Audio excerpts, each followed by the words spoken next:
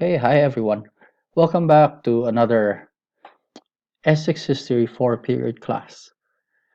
As you know, we already officially finished talking about the Second World War, but we still have to embark upon a new topic, which is in a significant way an aspect of that global conflict. And what is that? What do I mean? We need to consider the anti-Semitism of the Nazis. This is not only a belief, but also at the same time a series of actions that were carried out by the Nazi regime all throughout the war and even before that. Mhm. Uh, I included this here, this poster.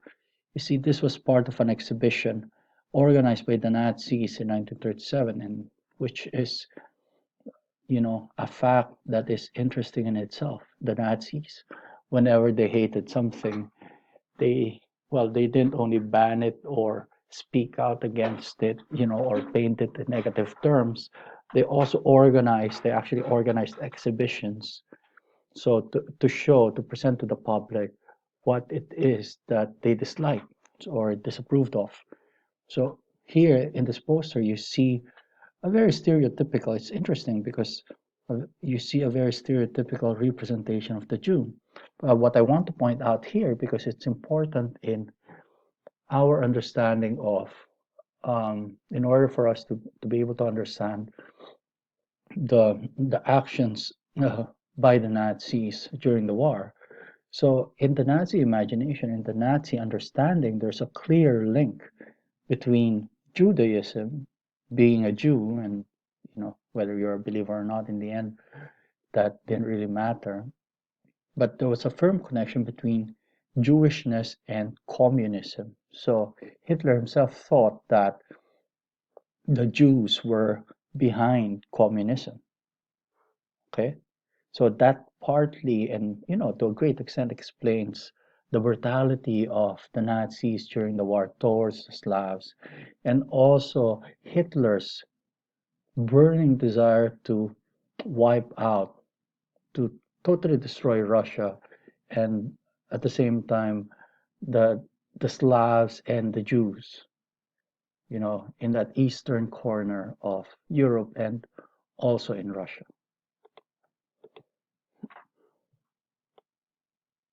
Here, I would like to give you an overview of the things that the Nazis had been doing even before the beginning of the Second World War.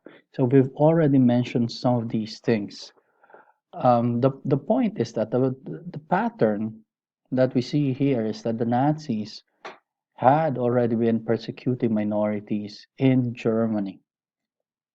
So as you can see there, from 1934 and 1935, during this period, they sterilized, they killed, a good number of people. We're talking about 300,000 people they considered to be non-contributors to German society and economy. People they thought to be, you know, an affront, an offense to their idea of the Aryan race. People who were simply different, and just because of that, they had to be eliminated.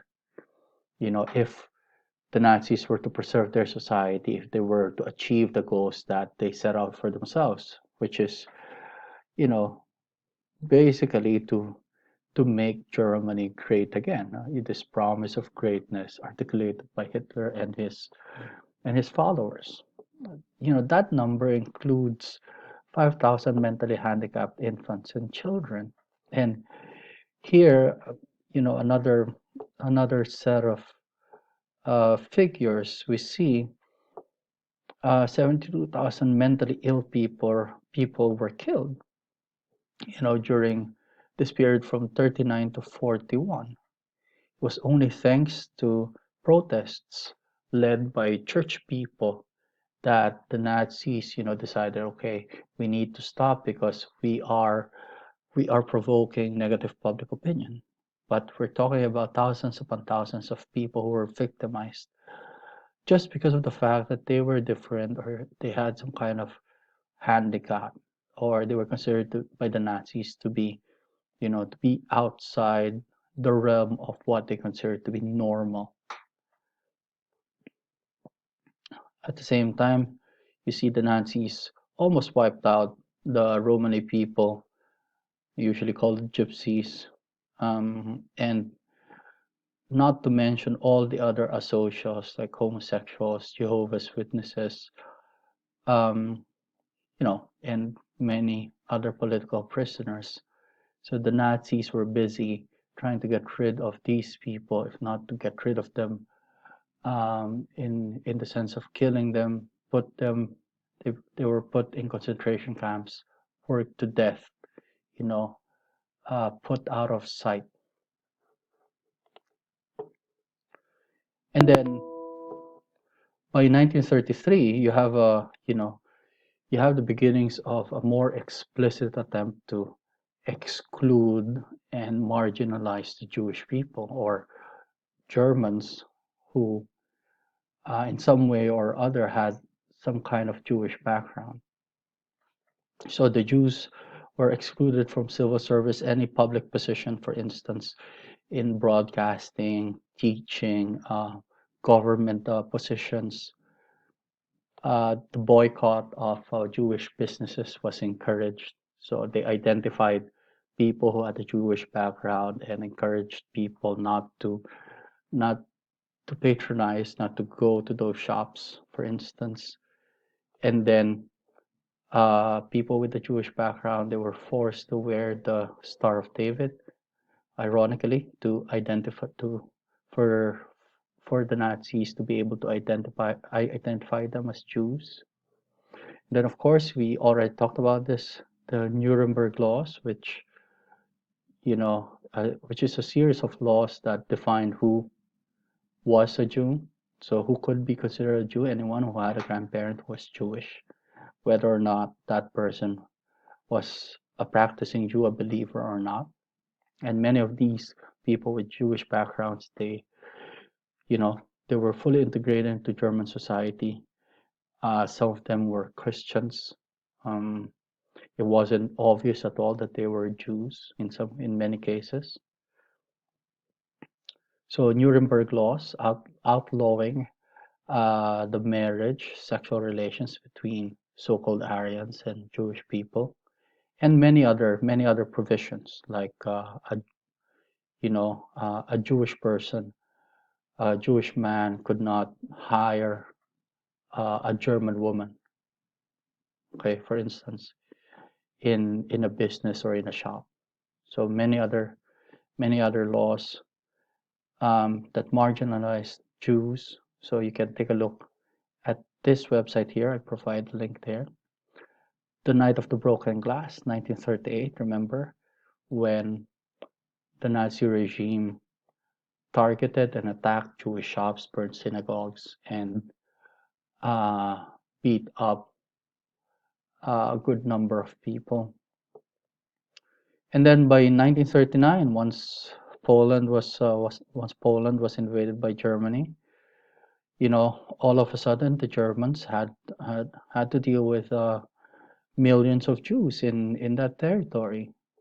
So what did they do? They transported them they dispossessed them of their property, transported them to different cities, and put them in ghettos.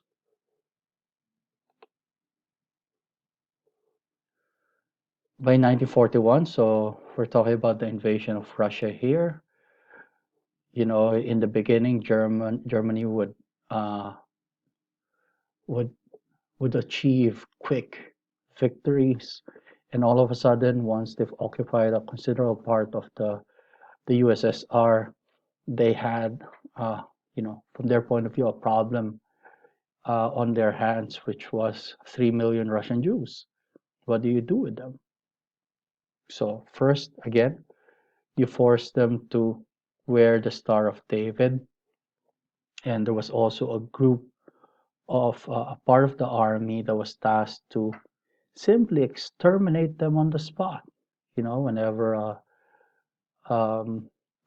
part of the German army went into a Polish or a Russian town or city, They would round up the Jews and simply make them dig ditches, their own graves, and then shoot them there then and there.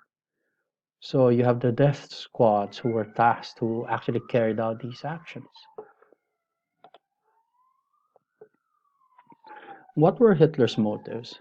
As early as 1936, we know that Hitler saw the Jews as a threat to the German nation because, you know, people eventually discovered the secret memorandum that Hitler wrote.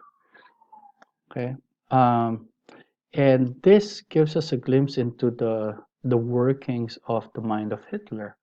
So he saw Germany as moving towards an inevitable clash with communism. And like we said before, communism was an ideology and a way of practicing politics that Hitler saw as being driven by the Jews. He thought that this was a Jewish phenomenon. And from his point of view, this conflict with communism, with the USSR, it was a matter of survival. It was a zero-sum game. So whoever wins destroys the other one, the enemy. And if Germany didn't fight, then that meant total destruction. So what this called for was just action that would lead, or a series of actions that would lead to the destruction of the perceived enemy, which was the USSR, and at the same time, from Hitler's point of view, the Jews. Now, you can also say that while Hitler had long held these views about the Jews, he didn't. It wasn't always explicit, or he didn't carry out extreme measures from the very beginning. He tested popular opinion first. He wanted to see where the German people were. So, for instance, the 1935 Nuremberg laws, nobody else, no significant section of the population complained. The Jews were being marginalized, but okay, everyone just accepted it. And then the Night of the Broken Glass in 1938. But then there was a strong backlash. There was a strong negative public opinion. So, Hitler backed down.